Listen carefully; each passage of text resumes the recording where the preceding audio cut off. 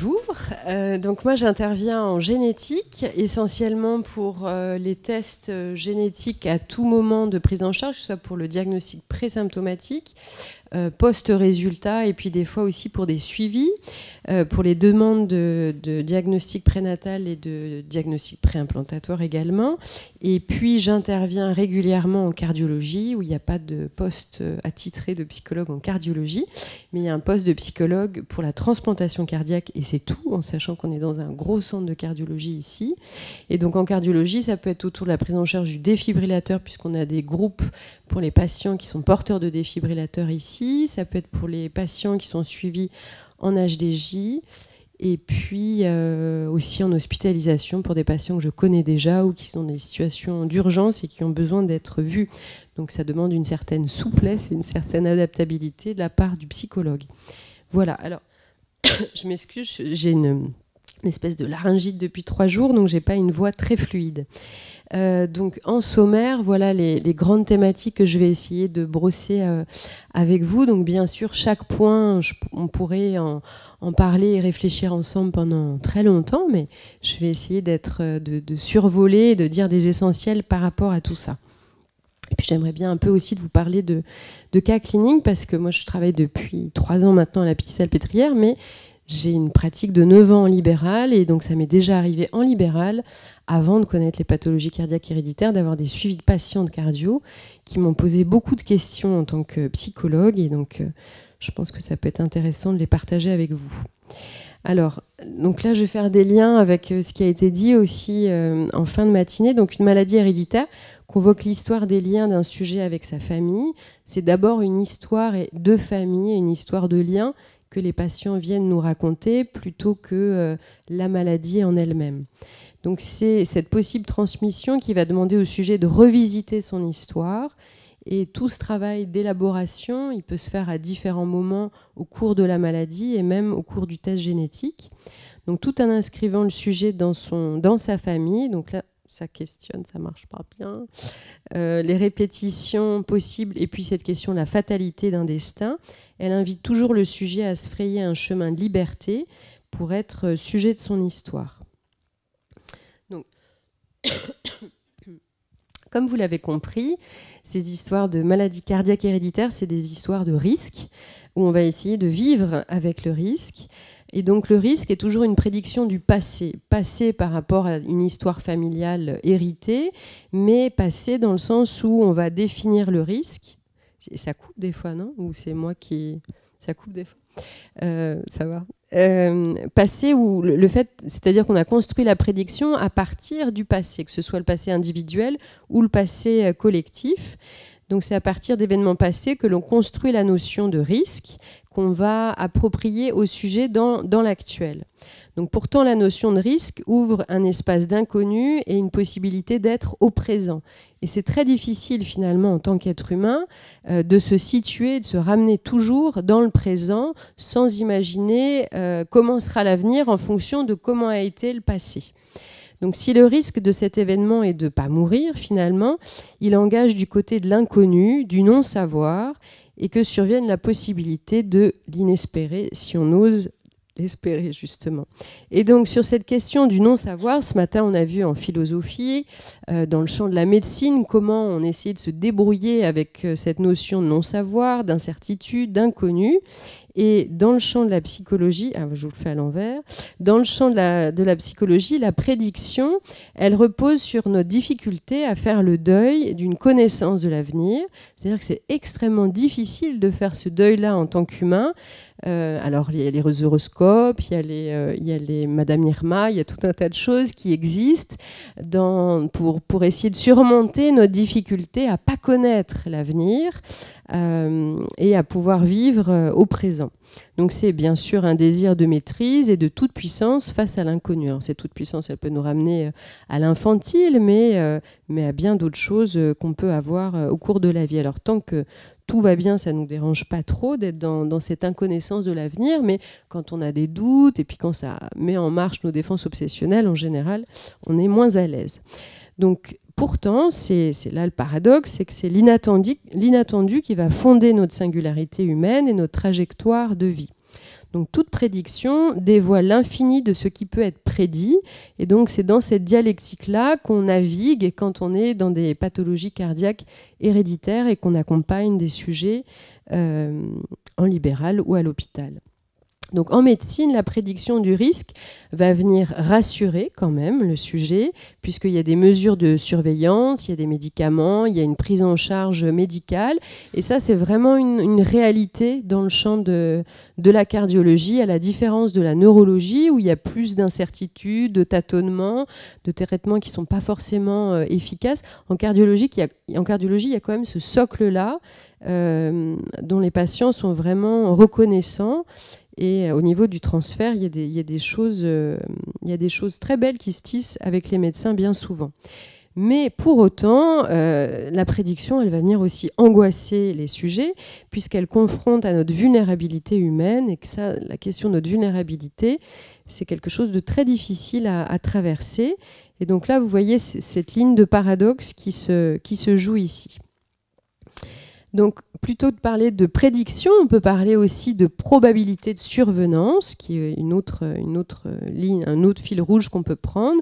Et donc, dans la prédiction, on essaye finalement de créer des probabilités de survenance afin de se protéger de contingences négatives. Alors, je parle de contingences négatives dans le fait que ce qu'on essaye d'éviter, c'est le trauma, c'est l'effroi, c'est la mort, et c'est d'être confronté à des événements auxquels on n'est pas préparé.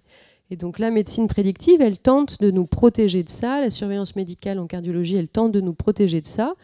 Et bien souvent, elle tente de nous protéger de répétitions qui existent soit déjà dans l'histoire du sujet, quand il y a eu des morts subites récupérées, quand il y a eu des syncopes, quand il y a eu des accidents cardiologiques graves, ou bien elle tente de protéger le sujet d'événements dans la famille qui ont déjà existé, de morts subites de frères et sœurs, d'oncles, de tantes, enfin, sur la question des répétitions.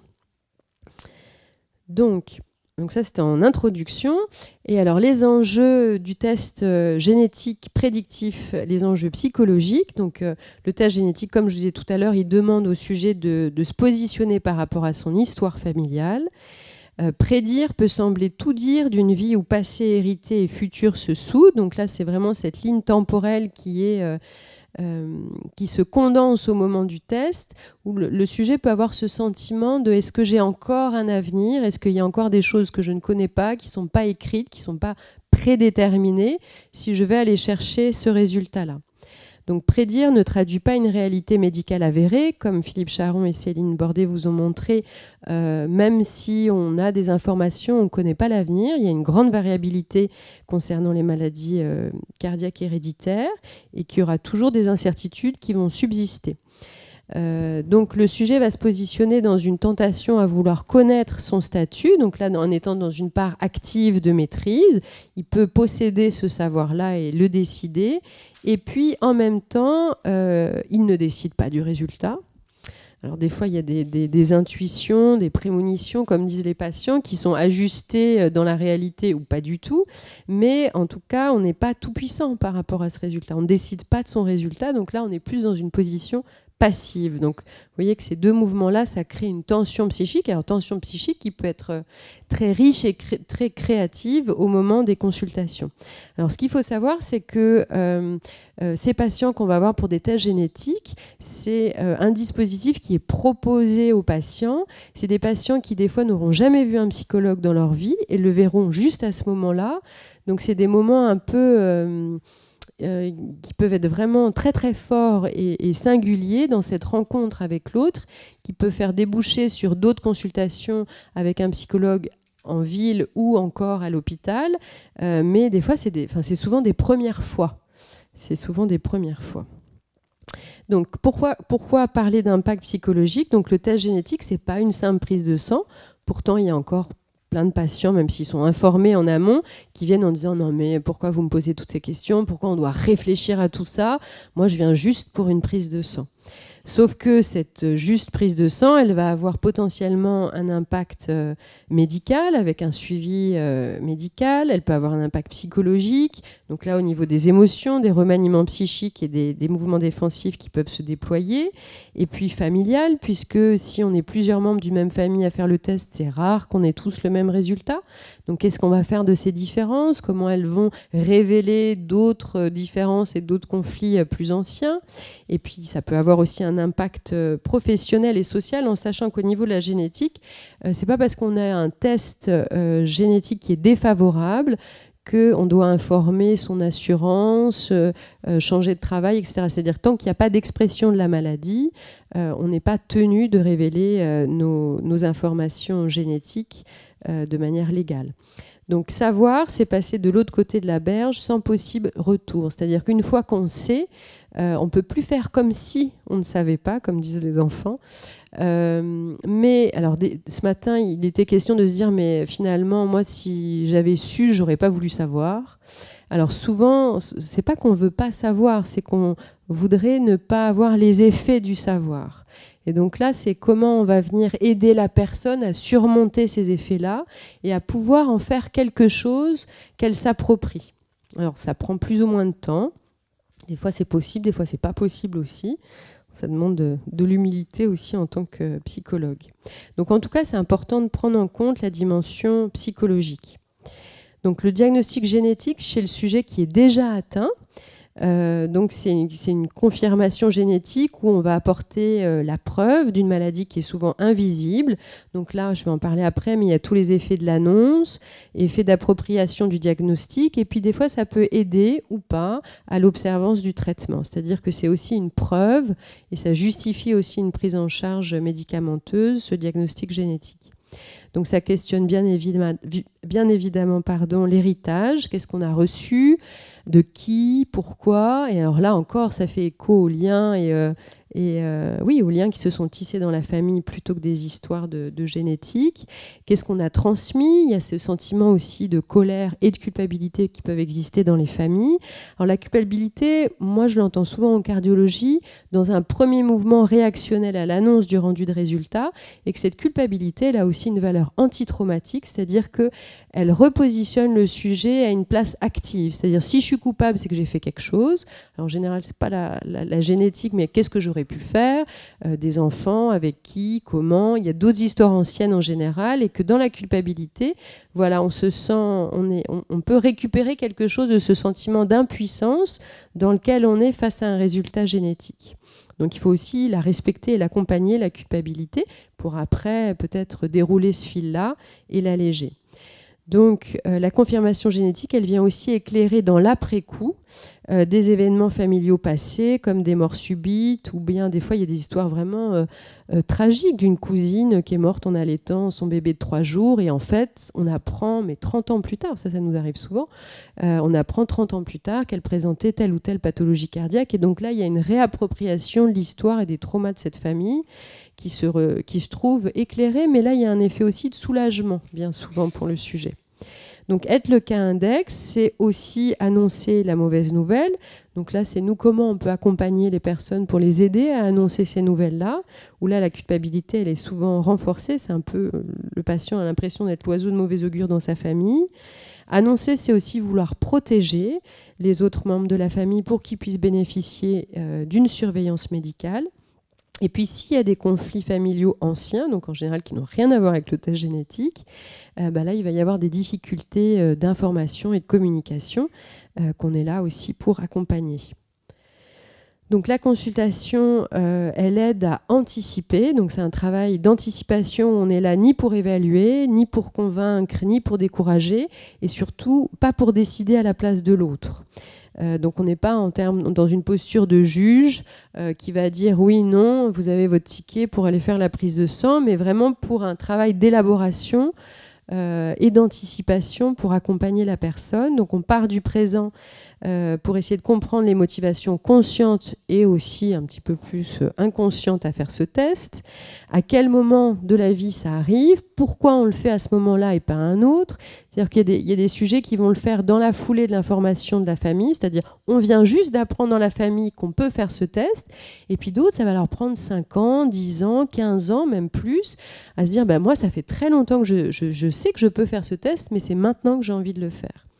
Donc on va revenir sur l'histoire passée pour savoir comment la maladie s'inscrit dans la famille et qu'est-ce que ça va venir signifier pour le sujet de se savoir porteur ou non porteur, et puis aussi d'anticiper l'impact du résultat, comment ce résultat il va aider à se construire, ou au contraire, comment il peut abîmer, déstructurer ou fragiliser une personne. Alors de manière très très très très rare, là c'est quand il y a des antécédents ou même un présent psychiatrique qui est très lourd, on peut un peu freiner, mais en général c'est plus un accompagnement des personnes qui viennent. Alors, la notion de risque, il y a une distinction entre risque objectif, donc là c'est plus comment on peut dépeindre un tableau d'une maladie, c'est une évaluation qui est médicale, et puis le risque, je vous ai dit objectif, là oui, risque objectif, et puis risque subjectif, c'est ce que la personne va raconter de la maladie. Des fois, il y a un grand décalage en tant que soignant entre comment on va écouter une personne qui nous parle d'un risque qui va nous paraître léger ou au contraire très grave, et qui pour elle, ça va être tout à fait autre chose. Donc, cette perception du risque, elle dépend en grande partie de l'expression de la maladie dans une famille. Donc, vous voyez que pour une même maladie, il peut y avoir une expression très grave ou très minime dans une famille, comme vous ont montré les précédentes personnes. Et puis, ça dépend aussi de la structure de personnalité du sujet. En fonction de notre gestion de l'angoisse, de nos préoccupations, on gère plus ou moins bien ça. Donc, il faut anticiper en tout cas toutes les possibilités. Et puis, alors, le test génétique dans le contexte d'une mort subite récupérée ou mort subite qu'on n'a pas pu récupérer, c'est un contexte émotionnel très singulier où là, en plus, on remonte les générations, c'est-à-dire qu'il peut y avoir une mort subite, par exemple, d'un enfant adulte ou même enfant, et puis on va tester les parents, on va tester les frères et sœurs. Alors ça, c'est un contexte traumatique compliqué où il y a un sentiment souvent d'urgence à agir pour essayer de ne pas être passif face à la mort et au trauma, dans un désir de savoir pour que l'histoire ne se répète pas, mais souvent avec une très forte culpabilité, de se dire que ce qu'on apprend pour soi, on n'a pas pu le savoir à temps pour la personne qui est décédée. Et puis, il peut y avoir aussi, une fois qu'on a le résultat d'être porteur, il peut y avoir des effets de crainte de contamination, donc du coup de décès, enfin contamination au niveau psychique, de se dire qu'on va être emporté par la mort comme l'autre. Et là, on se situe aussi sur la question de la culpabilité du survivant, avec lequel il va falloir petit à petit travailler et se défaire. Donc c'est aussi besoin de donner du sens à l'effroi et à ce qui peut arriver au sein d'une famille. Donc ça, c'est aussi une réalité. Donc le test prédictif chez le mineur, vous en a parlé déjà un peu tout à l'heure, mais on a un dispositif un peu différent au niveau du consultation où, dans la mesure du possible, on essaye d'abord de rencontrer les parents seuls pour comprendre l'origine de leurs demandes, leurs inquiétudes et qu'est-ce qui fait qu'ils accompagnent leur enfant pour faire un test génétique, à quel moment ça arrive aussi dans le développement de l'enfant. Et puis on reçoit l'enfant tout seul pour comprendre ses préoccupations, ses inquiétudes des fois par rapport à son parent qui peut être malade et de voir est-ce que cette demande lui appartient aussi ou est-ce que c'est que son papa ou sa maman ou les deux qui veulent qu'il fasse le test. Pour les enfants, c'est très compliqué de faire la différence entre être porteur et être malade. Alors moi, j'essaye de trouver des métaphores volcaniques en général. Quand je dis volcanique, c'est parce que je prends l'image d'un volcan et que tant que le volcan il est endormi, on peut aller faire de la rando, vivre et se balader. Mais si jamais ce volcan il se réveille, là, on va devoir mettre des barrières de sécurité ou des choses pour essayer de contenir. Voilà, donc je trouve des fois d'autres métaphores, mais cette notion de temps, elle est très différente pour les enfants. Et donc, plus on fait le test jeune, plus l'enfant va vivre longtemps avec l'information de se savoir porteur ou non porteur.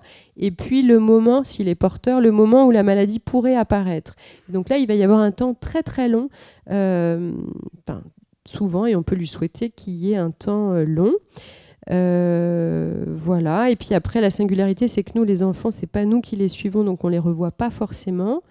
Et il y a aussi la question de l'adolescence, où dans l'adolescence, on est déjà dans des remaniements identitaires. Et avoir cette information, elle vient aussi au milieu de tout ça. Les enjeux sportifs sont un peu au cœur. Alors les enfants et les adolescents aussi, ce qui compte pour eux, c'est de savoir qu'est-ce que ça va changer dans la vie de tous les jours une fois que j'aurai le test. Alors, ça peut changer si on fait 10 heures de sport par jour. Pour ceux qui font 2 heures de danse, en général, ça ne change pas trop. Mais dans la tête et dans le comportement des parents, ça change. Moi, j'ai vu beaucoup d'enfants me dire « Ah, mais maman, elle est beaucoup plus gentille depuis qu'elle sait que j'ai le gène comme papa. » Donc, il y a aussi des bénéfices secondaires et des réaménagements des places. Et puis aussi, il y a des enfants qui se construisent comme ça des théories savantes de « J'ai les cheveux bouclés comme papa, donc je pense que je vais avoir le gène. » Ou « Ma sœur, je suis sûre, elle l'a pas parce qu'elle ressemble à un tel. » Voilà, donc il faut essayer de croiser les données biologiques et médicales avec les constructions et les fantasmes aussi des enfants comme des adultes. Et puis après, il va y avoir le résultat. Donc résultat, quand on connaît déjà la mutation dans la famille, comme Céline vous le disait tout à l'heure, c'est entre 6 et 8 semaines. Donc l'impact est moindre lorsqu'il a été anticipé. Alors je dis anticiper avec humilité, il y a des consultations où on va pouvoir faire ce travail d'anticipation, et puis il y a d'autres consultations où ça va rester très défensif, très factuel, et là on se dit, des fois on a l'impression de ne pas avoir forcément bien fait notre travail, mais on a l'espoir qu'il y ait une petite chose qui a été posée et que le sujet va pouvoir petit à petit, lui, cheminer avec ça, qu'on va pouvoir les revoir, ou qu'il va pouvoir demander s'il y a des choses qui viennent après. Donc l'impact psychologique chez les porteurs, donc il va y avoir une surveillance médicale. Cette surveillance médicale, elle est bénéfique parce qu'il y a quand même le sentiment d'être protégé, mais du jour au lendemain, le sujet devient patient de la médecine, alors qu'il est, comme monsieur tout le monde, pas suivi en cardiologie. Du jour au lendemain, il sera suivi, c'est une fois par an, mais il sera suivi dans un service spécialisé. Donc là, il va falloir aussi faire le travail de distinction entre être porteur et être malade. Donc il y a quelque chose à faire, donc on est dans un positionnement actif, mais on est dans une attente d'un risque de développer la maladie. On n'est plus dans le risque de est-ce que je suis malade ou pas malade, mais il y a un déplacement sur le risque, c'est quand est-ce que je vais être malade, est-ce que je vais être malade, à quel moment ça va arriver. Donc vous voyez que ça ouvre d'autres incertitudes auxquelles on n'a pas de réponse. Et donc, avec ça, il va falloir négocier avec un moment qui peut être potentiellement hypocondriaque, qui est une réaction, j'allais dire, ajustée et normale dans ce contexte. Il peut y avoir un sentiment de perte d'un avenir qui est déjà réalisé. Est-ce qu'on a tout dit une fois qu'on a dit ce résultat? Bien sûr que non. Sentiment aussi d'être en sursis, donc il va y avoir des auto-observations et puis des mouvements défensifs en général plus forts. Donc il peut y avoir aussi des répercussions dans les choix professionnels, dans le sport et les loisirs. Alors ces répercussions, elles peuvent être proposées, décidées par l'équipe médicale, mais elles peuvent être aussi faites par le sujet lui-même. Il y a des sujets qui s'interdisent après certaines choses ou qui se restreignent beaucoup, qui se limitent beaucoup. Donc il y a aussi cette question de la culpabilité, du risque de transmission. C'est-à-dire qu'une fois qu'on sait, qu'est-ce qu'on va faire ? Est-ce qu'on va s'autoriser à réaliser certains de ses désirs ou au contraire, est-ce que ça va nous museler et nous empêcher, comme sur le projet d'enfant, j'en parlerai plus tard. Donc vous voyez que ça suscite plusieurs types de remaniements identitaires, à court terme, à moyen terme et à long terme aussi. Donc chez les non-porteurs, c'est bien souvent quand même un soulagement. Sinon, il peut y avoir d'autres problématiques psychiques derrière, mais souvent c'est quand même un soulagement. Mais il peut y avoir des réactions inattendues où on doit guérir du risque. Quand ça fait très longtemps que vous vous sentez porteur, que vous pensez porteur et appartenir à une famille de gens ayant des pathologies cardiaques, c'est difficile de se délester de cette notion de risque. Il peut y avoir un sentiment d'exclusion de la filiation, un sentiment aussi de déloyauté vis-à-vis de sa propre fratrie ou vis-à-vis des parents, et puis aussi dans le fantasme des origines. Récemment, il y a une patiente qui espérait, comment c'était déjà ? Qui espérait que, c'était quoi la théorie ? Que sa mère ait eu plusieurs maris, ce qui pourrait expliquer le fait qu'on n'ait pas tous le même résultat génétique et qu'elle, ça puisse la protéger en disant si ma mère a eu un amant, elle m'a pas conçu avec mon père qui avait une maladie grave. Donc voilà, vous voyez, ça convoque la question des origines de manière très forte. Donc c'est important là dans l'anticipation de penser des différences de résultats en sachant que la singularité des tests génétiques en cardiologie, c'est qu'on voit très très très souvent arriver plusieurs membres d'une même famille ensemble. C'est très très très fréquent. Et alors moi je suis la seule psychologue en cardiogénétique, donc c'est moi où il n'y a que moi aussi qui vont voir. Donc ils vont partager aussi c'est pas ensemble, hein, c'est des temps de consultation différents avec le médecin, avec la conseillère et avec le psychologue, mais ils sont tous là, toute la famille dans la salle d'attente. Voilà. Et puis ils désirent aussi venir chercher le résultat ensemble. Alors ça, on le travaille en amont, de dire est-ce que vous pensez vraiment que c'est une situation confortable d'être dans l'accueil de son propre résultat et dans celui aussi de son frère, sa sœur ou quelqu'un d'autre de la famille. Donc, alors une autre thématique qui revient souvent dans cette clinique des maladies cardiaques héréditaires, c'est l'annonce d'une maladie cardiaque. Alors l'annonce, on pourrait en parler des heures et des journées entières, mais l'annonce, c'est toujours une révélation du réel qui effracte le sujet, où la maladie commence avec l'annonce. C'est pour ça que là je parle d'une annonce de la maladie qui est déjà présente. Dans le test génétique, on annonce aussi un résultat de quelque chose qui n'est pas encore là, qui pourrait l'être, et dont on ne connaît pas le devenir. Mais en tout cas, l'annonce dans le test génétique, elle rend aussi quelque part réelle. Bon, là, je reviens sur l'annonce de la maladie, où là, il y a une expression déjà de la maladie cardiaque. Donc, ça va inaugurer une zone de turbulence que chaque sujet traverse à sa façon, où les mécanismes de défense vont se déployer. Alors ces mécanismes de défense, il existe du côté des patients, mais aussi des fois du côté des soignants qui annoncent ces maladies avec lesquelles on essaye d'avancer. Alors c'est en général pas rigide et ça évolue au cours du temps, mais c'est important de pouvoir les accueillir. C'est aussi une épreuve de réalité qui est une épreuve des limites. On est confronté à notre finitude, comme on disait ce matin, au fait qu'on n'est pas tout puissant et qu'on ne peut pas contrôler notre propre vie. Donc c'est une entrée dans une maladie chronique qui évolue, comme Philippe Charon vous l'a dit, par paliers, et c'est une transformation au niveau psychique de l'atteinte organique en atteinte narcissique. Et qu'est-ce qu'on va pouvoir faire de cette atteinte narcissique pour essayer de surmonter et là de dépasser cette blessure. Donc c'est un processus d'intégration, de perte de la santé, dans lequel notre travail est d'inviter le sujet à construire des nouvelles perspectives vitales. Donc comment on va pouvoir déployer certaines aires, par exemple, là je pense à un patient qui est porteur d'un défibrillateur et qui est pilote de ligne et qui a dû renoncer à une carrière brillante dans laquelle il s'était inscrit avec un rêve depuis qu'il était tout petit d'être pilote de ligne et qui a su trouver des moyens pour rebondir et trouver une certaine créativité dans son travail pour pouvoir trouver des satisfactions tout en incluant le fait qu'il ne pouvait plus pratiquer sa passion. Donc voilà, c'est construire des nouvelles perspectives vitales, réinvestir des zones de son identité qui sont jusque-là inexploitées et mobiliser les ressources créatrices du sujet. Alors tout ça, ça fait 3 lignes. Pour certains patients, ça va être plusieurs semaines, d'autres plusieurs mois, d'autres plusieurs années. En tout cas, le sentiment de frustration, d'empêchement, les plaintes peuvent être très très très présentes en cardiologie dans le fait de se sentir empêché. Alors les plaintes, elles peuvent être aussi à l'égard des médicaments, des médecins, de tout ce qui est en termes de contraintes et pouvoir renvoyer au patient quelque chose de cette position passive dans laquelle il se sent soumis, mais finalement quelque chose que lui-même peut dépasser et surmonter, ça ouvre des perspectives très très riches pour les patients. Donc, on peut aussi être amené à avoir un défibrillateur automatique implantable. Donc, c'est ce qu'on vous a montré tout à l'heure sur les images. Donc, dans ce cas-là, le sentiment de fragilité au niveau de l'humain est fortement renforcé, puisque sans défibrillateur, il y a un risque de mort subite ou en tout cas de complications cardiaques importantes. Donc c'est le fait de vivre avec une assurance vie à fleur de peau, avec la présence d'un corps étranger non humain. Le non humain est important parce que c'est quelque chose qui revient beaucoup dans le vécu des patients et qui reste visible et palpable sous la peau. Surtout les femmes vont beaucoup décrire et parler. Alors, en fonction de la corpulence, plus on est fin, plus il va se voir.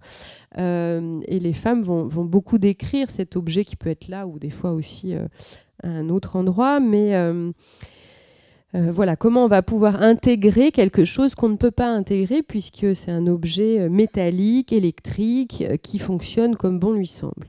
Donc il va y avoir très souvent une appréhension du choc, puisque les défibrillateurs ils sont faits pour choquer en cas de besoin, et que cette appréhension du choc, qui est un inconnu, quelque chose qu'on n'arrive pas à s'imaginer, elle est déplacée sur le risque de mort devient le risque de choc. C'est-à-dire que les patients entre eux parlent très souvent de ce risque de choc. Alors quand ils ont déjà connu des chocs, c'est aussi le risque que le choc se répète, puisqu'un choc, alors ils peuvent être conscients ou déjà inconscients quand ils sont choqués, mais c'est violent. Et donc il y a aussi des effets, des traces post-traumatiques des chocs, où il peut y avoir des chocs qui sont appropriés, c'est-à-dire que le défibrillateur s'est mis en route pour des bonnes raisons au niveau cardiologique, et puis des fois pour des problèmes de réglage, de son, d'inconnus, il y a des défibrillateurs qui se mettent en route alors que ce n'est pas nécessaire et puis qui vont se mettre en route une fois, deux fois, trois fois, enfin, de manière répétée. Et donc là, c'est aussi des situations post-traumatiques avec lesquelles on a à travailler. Mais vivre avec un défibrillateur, c'est vraiment une réalité. Je pense qu'on doit comprendre au niveau somatique en tant que psychologue pour pouvoir accompagner ces patients, puisque l'importance du vécu de la pause de DAI va être à considérer. Il y a des patients qui vous décrivent qu'on les a obligés, qu'on ne leur a pas demandé, qu'on leur a imposé, qu'ils n'ont pas choisi, alors que dans la réalité, bien évidemment que ça a dû être un tout petit peu abordé, mais des fois, comme c'est fait en urgence, à la suite d'une mort subite ou à la suite d'un épisode très grave, il y a peu d'espace d'anticipation et de réflexion pour des raisons vitales. Et donc, après coup, c'est plus difficile. Et puis, alors de manière très rare, mais ça arrive, qu'il y ait des patients qui demandent à ce qu'on leur enlève leur défibrillateur. Alors là, voilà, en préférant vivre avec le risque de mourir plutôt que d'avoir cette machine. Alors pour les patients qui sont plus du côté de la psychose, c'est vrai que c'est compliqué de vivre avec cet objet étranger, non humain. Voilà. Alors l'image du cyborg, de l'homme-machine, de l'homme amplifié, c'est des vocabulaires aussi qui reviennent beaucoup. Et puis donc c'est important de pouvoir entendre les représentations du patient sur son défibrillateur. Est-ce qu'il le perçoit comme un ange gardien, comme un corps étranger, comme un allié ou un persécuteur, et en sachant que ça peut changer au cours du temps. Et alors nous, à la Pitié, on a une fois par mois un groupe pour les porteurs de défibrillateurs. Alors c'est dans le cadre d'une étude pour une recherche sur l'éducation thérapeutique des patients qui sont porteurs de défibrillateurs, mais très souvent ça fait groupe de parole en plus d'éducation thérapeutique. Et donc le fait de pouvoir être dans une groupalité par rapport à cette singularité du défibrillateur, c'est très enrichissant pour les patients. Donc le défibrillateur a des conséquences dans la réalité sur la vie des sujets au niveau des activités physiques. Donc en général, ils sont quand même un peu freinés au niveau des activités physiques. Ils savent qu'ils peuvent monter à certains seuils du rythme cardiaque, mais pas en dépasser d'autres. Par rapport aux examens médicaux, c'est-à-dire qu'on ne fait pas les examens médicaux dans les mêmes conditions qu'on a un défibrillateur ou quand on n'en a pas. Par rapport aux voyages, donc les voyages, c'est plus lié à l'insuffisance cardiaque, mais il peut y avoir aussi certaines restrictions au niveau des voyages. Par rapport à la conduite automobile, sur le choix professionnel, sur l'entourage. Alors sur l'entourage, très souvent les patients décrivent ça, que tout d'un coup on les laisse plus rien faire, qu'on les infantilise, qu'il y ait des réorganisations dans la famille qui sont assez importantes, ce qui énerve les patients en général beaucoup.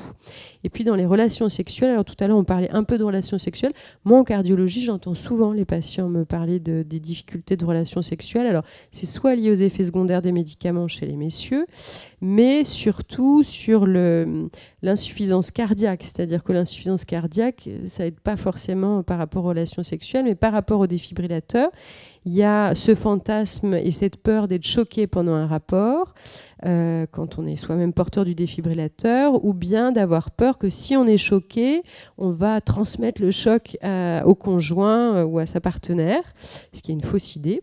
Alors les Canadiens, pour les relations sexuelles, alors tout à l'heure Marie-Lise disait que les Canadiens étaient très en avance par rapport à nous. Les Canadiens disent que si on arrive à monter 2 paliers d'escalier, on peut avoir des relations sexuelles. Donc, je ne sais pas si c'est valable ou pas. Mais voilà. Donc, sur les défibrillateurs, donc, ça a des conséquences sur la vie de tous les jours. Il y a des patients qui ont peur de passer les portiques dans les magasins, de se dire est-ce que je peux encore utiliser ma plaque de cuisson, est-ce que je peux... Enfin, là, souvent, il y a beaucoup de restrictions qui sont fausses, mais avec lesquelles c'est des choses très factuelles et très concrètes, mais qui jouent sur le quotidien. Donc le travail psychique après la pose d'un défibrillateur passe par l'intégration de ce sentiment d'être soi tout en ayant en soi quelque chose d'autre. Donc ça, c'est comment retrouver de la continuité et un sentiment de continuité d'être malgré les changements. Donc c'est la dialectique de l'être et de l'avoir. Donc il y a 2 associations qui existent en lien avec le défibrillateur. Donc vous avez l'APODEC, qui est l'association des porteurs de défibrillateurs, qui est très au fait sur tout ce qui est assurance, loi, autorisation par rapport au défibrillateur. Et puis il y a des groupes de parole assez actifs. Et puis vous avez la Ligue contre les cardiomyopathies dont on a déjà parlé, où il y a une petite brochure d'information que vous pouvez trouver, comme on a dit tout à l'heure. Donc, se construire après une mort subite récupérée. Donc là, on est dans la clinique du trauma et celle de la survivance. La survie, c'est un processus psychique qui est déclenché par la confrontation à un événement traumatique. Donc, ça fait partie aussi de nos défenses d'être dans la survie, mais on peut rester très, très, très longtemps dans cette survie. Survivre, c'est avoir échappé à la mort tout en ayant des traces agissantes de celle-ci. Donc, c'est ce qu'on parle de nécrose du moi. Et puis, ce qui est très singulier dans la mort subite récupérée, c'est que souvent, c'est des situations et des scènes que décrivent les patientes à laquelle ils ont été absents. C'est-à-dire que c'est leur conjoint, leur entourage qui leur ont décrit ce qui était en train de se passer, mais eux, il y a un blanc de pensée, il y a un trou de ce qui s'est passé. Et tout le cheminement, ça va être de se réapproprier cet événement pour en faire quelque chose. Donc en post-mort subite récupérée, il peut y avoir des épisodes dépressifs fréquents, ce qui peut dérouter l'entourage, ce qui peut dérouter les soignants et même nous aussi, avec parfois même des désirs de mort. Moi, j'ai un patient pendant très longtemps qui me disait « mais j'ai l'impression d'être debout en haut d'un pont et je ne sais pas si je vais sauter ou si je vais continuer à marcher sur le pont ». Et puis du coup, je lui ai proposé de s'asseoir sur la rambarde du pont et qu'on allait tranquillement parler. Donc on en est encore là, tranquillement parler, assis sur le pont. Il n'a pas encore décidé de quel côté il voulait passer, mais bon, il est assis déjà. Donc on a besoin d'être dans un travail de réanimation psychique. Et alors là, je vous parle des enjeux au niveau psychique, mais des fois, les morts subites récupérées, ça avait des séquelles neurologiques, des séquelles motrices, où là, c'est encore d'autres enjeux au niveau de la rééducation qui sont vraiment très, très fortes. Donc le sujet a été confronté à sa propre mort, ça nous arrive quand même à pas beaucoup d'entre nous. Et donc le travail va être étonnamment un travail de deuil de sa toute-puissance et de réaliser aussi sa propre finitude pour pouvoir sortir de la mort. C'est un peu paradoxal, mais c'est un travail de deuil d'une vie où on n'avait pas conscience de sa propre mort et pourtant de surmonter cette réalité-là. Donc toute cette clinique, c'est un travail de pouvoir surmonter ce qui nous advient à chaque fois. Et il y a des répétitions, puisqu'en cardiologie, il va y avoir souvent plusieurs épisodes, plusieurs hospitalisations, plusieurs confrontations avec la mort. Et à chaque fois, qu'est-ce qu'on va pouvoir en faire, qu'est-ce qu'on va pouvoir en dire, et quel temps on va pouvoir mettre pour pouvoir en sortir. Donc pour que la vie l'emporte, il faut que le passé passe réellement et que l'activité prenne le pas sur la passivation initiale liée au traumatisme. Donc là, je pense que la clinique du traumatisme, c'est quelque chose qui vous est peut-être plus familier que les pathologies cardiaques, mais on est vraiment dans ce travail-là du post-traumatique. Pour que la vie prenne le pas sur la survie, une réappropriation subjective passe par le fait d'opérer un récit de soi-même à soi-même avec l'aide d'un tiers. Donc c'est ce que je vous disais tout à l'heure, c'est le travail de narrativité qui se met en place. Alors, j'ai presque fini. Concernant le désir d'enfant dans les maladies cardiaques héréditaires, donc il y a les facteurs médicaux dont on vous a parlé tout à l'heure, où c'est difficile des fois d'appréhender le risque. Et puis il y a les facteurs subjectifs qui sont très en lien avec l'histoire familiale. et les risques liés à la grossesse aussi pour les femmes. Donc le désir d'enfant peut initier une demande de diagnostic présymptomatique, donc de test génétique, pour savoir est-ce que je suis porteur ou pas porteur, pour décider du mode de conception des enfants, où là on peut l'entendre comme une forme de rituel d'accès à la parentalité. Il y a bien souvent un vécu de transgression qui est associé au désir d'enfant, mais ce vécu de transgression, il est somme toute commun à tout désir de grossesse, sauf que là, il est fortement amplifié dans les contextes de pathologie génétique. Est-ce que j'ai le droit d'avoir un enfant ? Est-ce que j'ai le droit d'avoir un enfant avec cet homme-là ou cette femme-là ? Enfin, c'est toutes ces questions qu'on se pose en tant qu'humain. Bien sûr, ça va venir amplifier le désir d'enfant, et ce désir d'enfant, il est encore plus amplifié dans les demandes de techniques médicales, d'aide médicale à la procréation comme le DPI, où on demande à un tiers de nous autoriser à faire un enfant, en sachant que très souvent, cette demande, elle vient révéler un désir de réparation par rapport à la lignée. Donc, c'est une réparation par rapport à nos propres parents, puisqu'en étant porteur soi-même dans un des membres du couple, on désire réparer les grands-parents qui ont été eux-mêmes malades ou atteints. Bon, je vais vite parce qu'il faut aller vite. Mais alors, dans les exemples cliniques, combien de temps j'ai plus de temps en fait. Hein.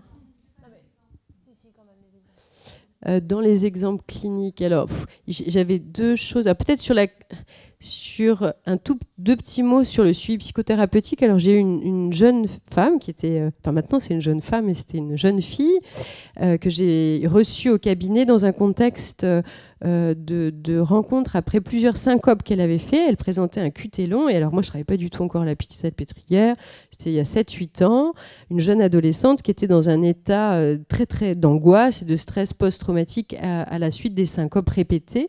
Et alors moi, ne comprenant pas du tout les enjeux des pathologies cardiaques, déjà j'ai bondi de ma chaise quand j'ai su qu'elle prenait des bêta-bloquants à vie. Alors là, j'ai regardé les parents, j'ai dit mais pourquoi, comment, qu'est-ce ? Dans ma tête, j'étais presque à me dire mais il faut qu'elle arrête ce truc-là.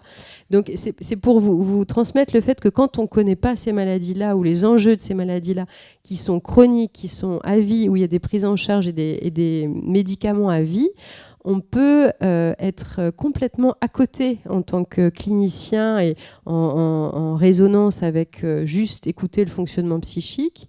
Et finalement, moi, ça m'a beaucoup libérée de pouvoir avoir une clinique aussi hospitalière pour accompagner cette jeune fille qui a fait un premier travail psychothérapeutique par rapport à cette question de l'angoisse des répétitions. Et après, on a arrêté de se voir, et qui est revenue parce qu'elle a fait une mort subite récupérée, où là, il y a eu un long travail sur le fait de se dire comment on peut vivre et se construire malgré les risques, puisqu'elle avait toujours peur de refaire une mort subite récupérée, d'avoir d'autres accidents cardiaques, et de pouvoir survivre au risque de mourir. Et ça, c'est très difficile de survivre au risque de mourir. Et puis finalement, elle a voulu faire médecine. Donc je trouvais qu'après avoir eu un long parcours dans un centre hospitalier parisien en tant qu'enfant, puisqu'elle avait eu un QT long diagnostiqué à 11 ans, d'avoir voulu être médecin, et puis après médecine, ça ne lui a pas convenu, et aujourd'hui elle a décidé, j'y suis pour rien bien évidemment, d'être psychologue. Donc voilà. Et alors une petite vignette sur les tests génétiques par rapport aux membres d'une même famille. Alors ça, c'est une situation clinique qu'on a eue il n'y a pas longtemps, où 4 membres d'une même famille se sont retrouvés en salle d'attente, ne sachant pas qu'ils venaient le même jour. Et donc c'était 2 sœurs qui étaient fâchées depuis 15 ans, qui se parlaient plus, qui étaient fâchées. Et le cas index, c'était leur frère. Elles étaient, il y avait 2 sœurs et après un frère qui était malade d'une cardiomyopathie hypertrophique. Et donc ce frère n'était pas là, mais il y avait les 2 sœurs dans la salle d'attente qui ne savaient pas qu'elles étaient là ensemble dans la salle d'attente. Et il y avait les 2 enfants du frère qui étaient atteints. Et donc tout ce beau monde était là à passer 3 heures dans la salle d'attente, parce que le temps que chacun passe, ils s'attendaient les uns les autres, voilà. Et chemin faisant, le test génétique a permis de révéler des différences. On a anticipé des différences de résultats qui faisaient écho à des différences qui appartenaient à l'âge adulte, mais aussi à des choses reliées à l'enfance, où il y avait une des filles qui avait été désirée et attendue par les parents et l'autre pas. Et donc là, tout d'un coup, ce test génétique venait remettre sur le tapis tout ça, de se dire mais elle a eu tout le temps les bonnes choses. Moi, j'espère quand même que pour une fois dans ma vie, j'aurai quelque chose de bon avec quelque chose de bon dans le résultat que mes parents auraient pu me donner. Et donc, c'est pour vous dire que des fois, ces tests génétiques peuvent être l'occasion de dénouer des conflits ou d'en révéler ou de pouvoir réparer certaines choses qui se jouent complètement à un autre endroit que la dimension biologique et médicale. Donc la clinique des maladies cardiaques héréditaires demande de travailler sur nos qualités de médium malléable. Donc ça, c'est un concept qui a été développé par Marion Milner. Donc l'indestructibilité, c'est survivre à la crainte de la destructivité. Alors en soi en tant que patient, mais aussi en soi en tant que soignant et en tant que thérapeute. Notre sensibilité, indéfinie transformation, donc c'est rester soi-même tout en étant transformé, disponible et vivant. Donc ça rejoint un peu ce que disait Fanny Moschel ce matin sur les qualités du soignant par rapport au savoir. Donc en conclusion, les maladies génétiques concernent tout le monde à des places différentes. Donc ça, c'est ma collègue Claire-Cécile Michon qui a trouvé cette jolie formulation. Ça occasionne des réaménagements multiples. Et donc c'est l'importance de la reconnaissance de la dimension psychique, mais aussi de comprendre l'impact réel de ces maladies et accompagner le sujet dans son monde d'après. Donc son monde d'après, c'est comment on peut surmonter l'adversité, comment on peut surmonter ce sentiment de fatalité ou de prédictibilité. Et donc pour finir, je voudrais vous montrer une citation de René Char, citation qui a été reprise par un topo de François Ansermet qui parlait de l'inattendu. Et je trouve que ça fait une belle ouverture par rapport aux maladies génétiques en cardiologie. Donc si le libre arbitre n'existerait pas, l'être se définirait par rapport à ses cellules, son hérédité, la course prolongée ou brève de son destin. Cependant, il existe entre tout cela et l'homme une enclave d'inattendu et de métamorphose dont il faut défendre l'accès et assurer le maintien. Je vous remercie.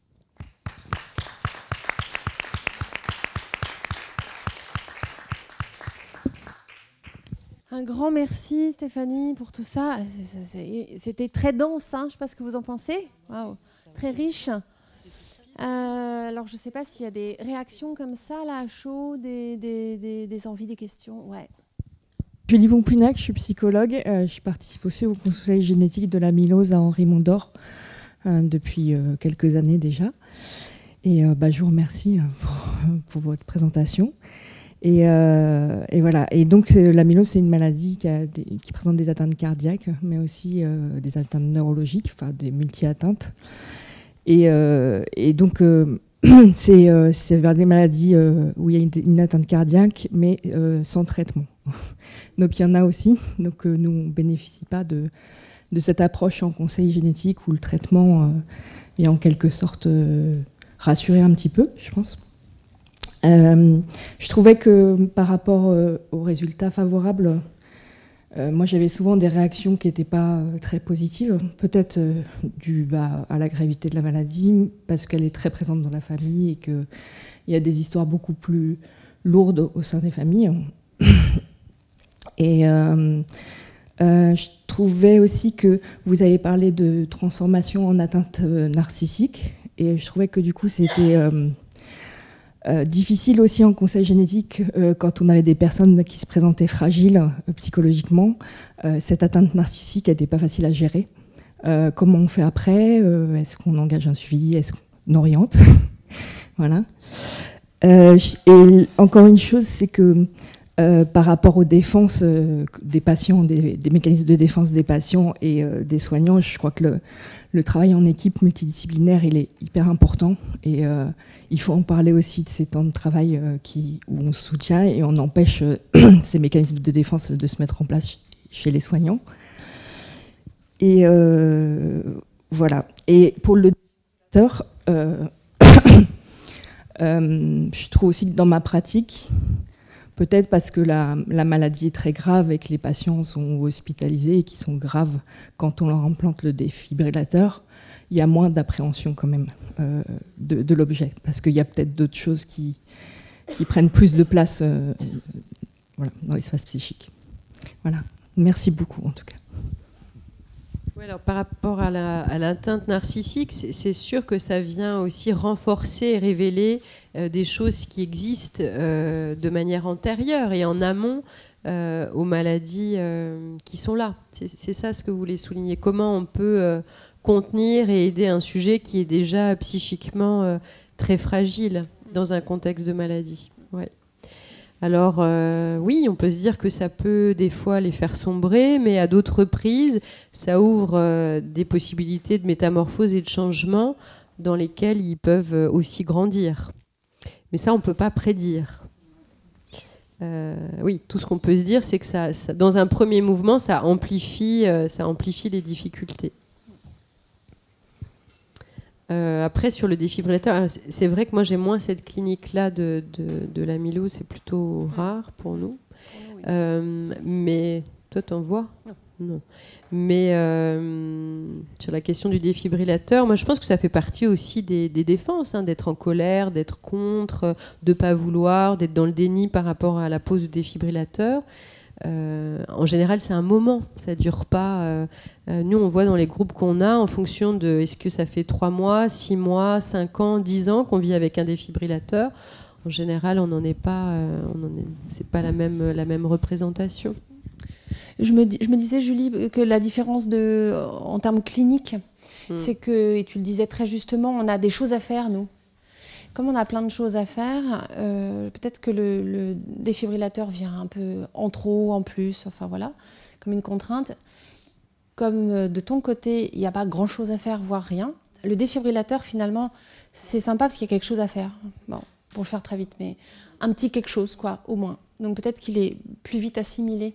Enfin, voilà, il y a au moins ça, quoi. Il reste ça. Ah oui, dans les bons aspects, moi j'avais une patiente qui... 70 ans, très dynamique, qui vivait au fin fond des îles et qui me disait mais moi maintenant depuis que j'ai mon défibrillateur, je danse toute la journée parce que je ne peux plus mourir. Donc voilà, il y a aussi un fantasme d'immortalité de se dire est-ce que je vais mourir ou pas maintenant que j'ai mon défibrillateur. C'est des questions qui sont posées hein, dans la réalité des groupes. Je connais une femme, elle a une 50aine d'années. Au contraire, ça devient comme une obsession. Déjà, c'est comme aussi un chantage au niveau des enfants. Oui. Enfin bon, c'est très particulier comme ambiance. Elle focalise sur ça, c'est-à-dire qu'il ne faut pas la peiner, faut pas la trister, faut pas la contrarier. Enfin bon. Voilà. Bah, on a des bénéfices. Quoi. Ouais. Plein de bénéfices secondaires en tout cas. Moi, je me demandais, puisqu'on est avec vous et qu'a priori, il y a quand même beaucoup de libéraux dans la salle, nous, on était en train d'exposer tout un tas de connaissances pour faire écho à ce qu'on a dit ce matin.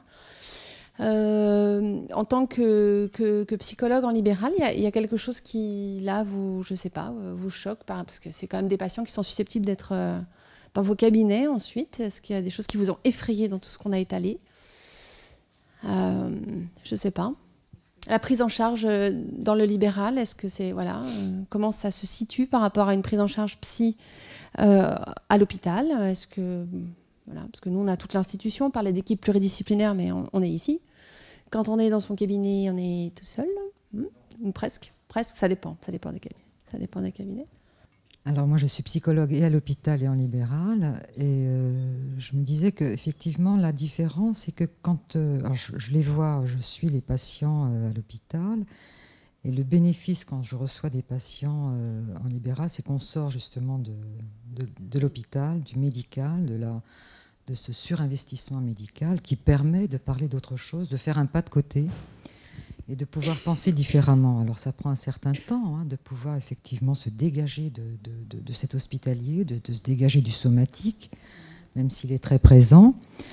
Mais effectivement, ça donne cette ouverture sur l'être, sur soi, sur une autre façon de réfléchir et de pouvoir, entre guillemets, sublimer quelque chose de cette histoire-là et de retrouver un fil, de penser un sens dans une histoire de façon un petit peu plus individuelle et à la fois dans une idée de la filiation également. Est-ce que vous avez envie de partager des expériences, puisqu'on a vu des doigts se lever tout à l'heure à propos de... Oui, on a déjà vu des patients qui étaient atteints de maladies cardiaques héréditaires. Est-ce que vous avez envie de partager une expérience de suivi, par exemple, quelque chose qui vous a semblé un peu... Ouais. Ça m'arrive de temps en temps de recevoir des patients qui ont effectivement des problèmes et les maladies que vous avez évoquées.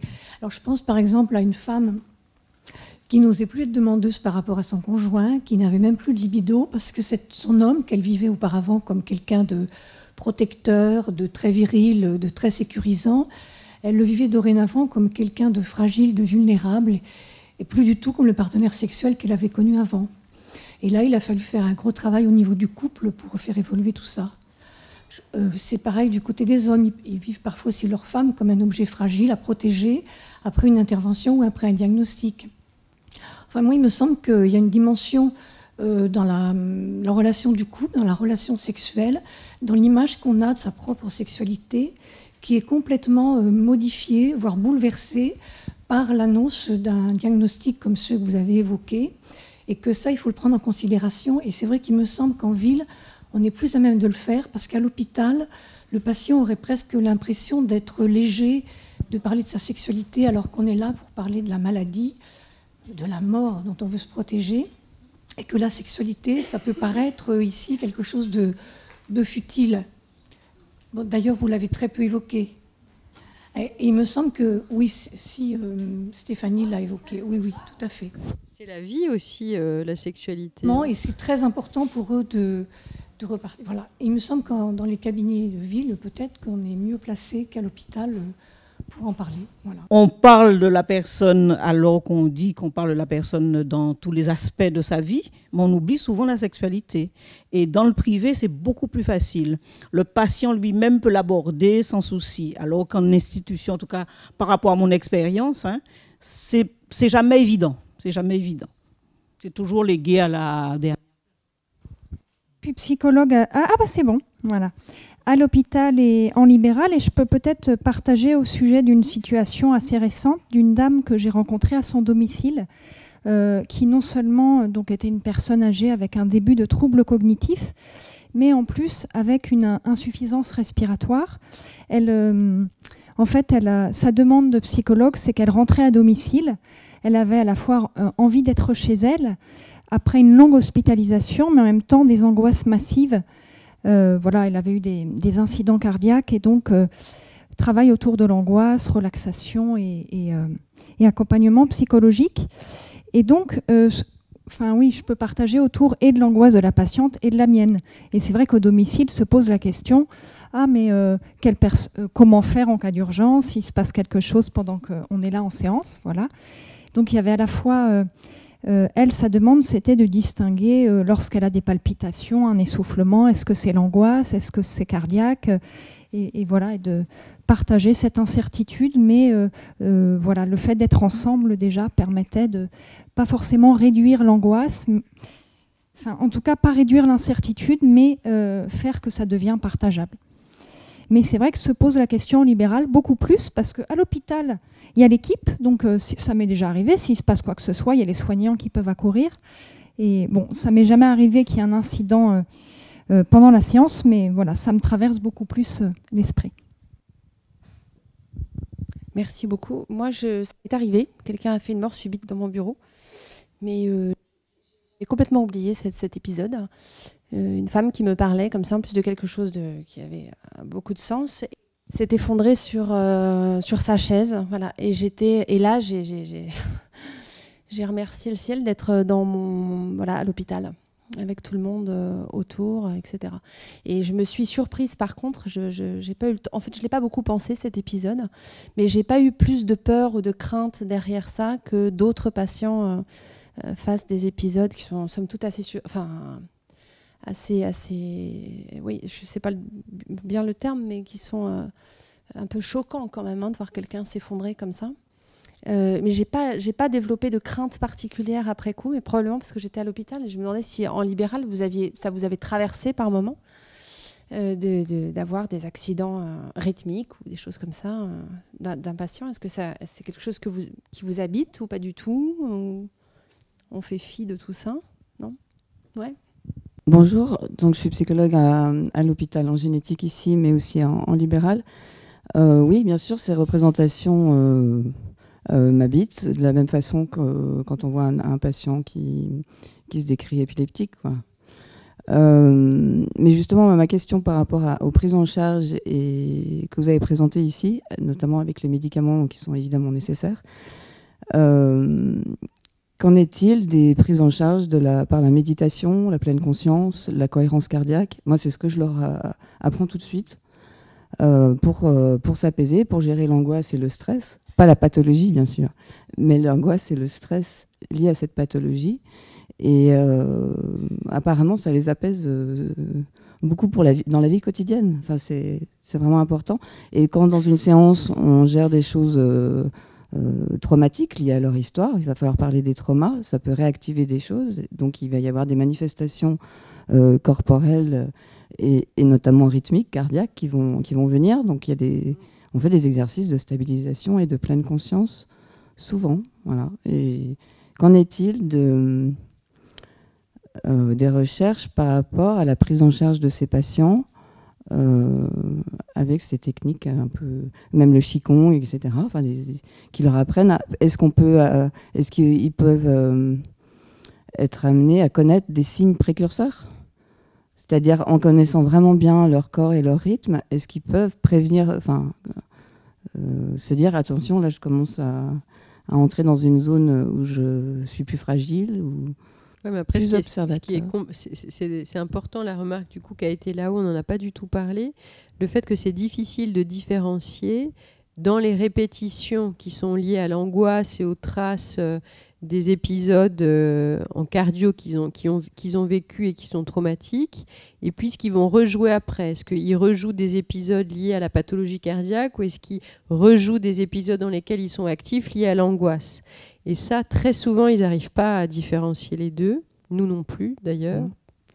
Et peut-être que des outils comme ceux que tu proposes et avec lesquels tu travailles pourraient nous aider dans l'avenir à pouvoir mieux distinguer et donner des outils dans lesquels le patient serait actif pour pouvoir se sortir de ces répétitions qui sont agissantes dans un contexte où la répétition en cardio, elle advient de fait très souvent. Donc, et du coup, la question, faut se former. La question à propos de votre annuaire et des psychologues en ville, est-ce qu'il y a un kit de gestes d'urgence à connaître? Est-ce qu'il y a, à partir du moment où vous avez un annuaire de psy qui va être un peu spécialisé, qui connaissent ces pathologies, faire les gestes de premier secours. Est-ce qu'il faut faire comment ça s'appelle déjà là, la formation de premier secours pour être dans l'annuaire de psy cardiogène, Marie-Lise et Claire-Cécile? Est-ce qu'il faut savoir faire un massage cardiaque pour être... Il faudrait l'intégrer dans les formations. Avoir un défibrillateur chez soi. Dans l'immédiat, le plus simple, c'est de faire le 15. Il faut rappeler. Quand même, faut rappeler. Ouais, mais en attendant qu'ils arrivent. Mais après, on peut réfléchir.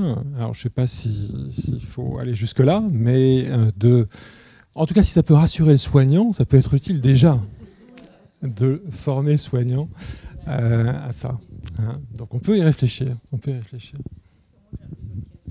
Merci, Christilla, pour cette suggestion. Voilà.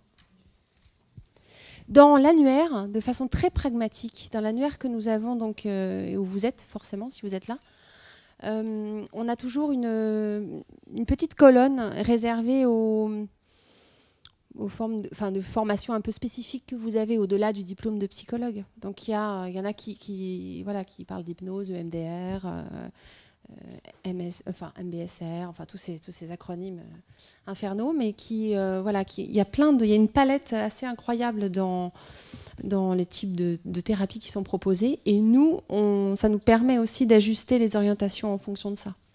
Donc, par contre, c'est pas passé à la trappe. On ne forme pas au premier secours ici, mais en tout cas, on peut adapter en fonction de la gestion du stress, etc. Ce qui est demandé et ce qui nous paraît pertinent, on peut l'ajuster. C'est marqué. Tout ce que vous avez mis comme renseignement sur vous, on l'a pour nous. Et ça nous aide, ça.